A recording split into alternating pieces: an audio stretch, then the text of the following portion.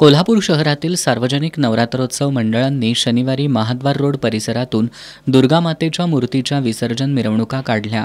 यावर्षी बहुतांश मंडळांनी विसर्जन मिरवणुकीत साऊंड सिस्टीमचा वापर केला।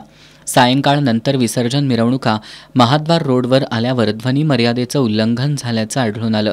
रात्री 10 नंतर पोलिसांनी साऊंड सिस्टीम बंद करायला लावली। दरम्यान जुना राजवाडा पोलिसांनी ध्वनी मर्यादेचं उल्लंघन करणाऱ्या शहरातील 18 सार्वजनिक नवरात्रोत्सव मंडळांवर गुन्हे दाखल केलेत।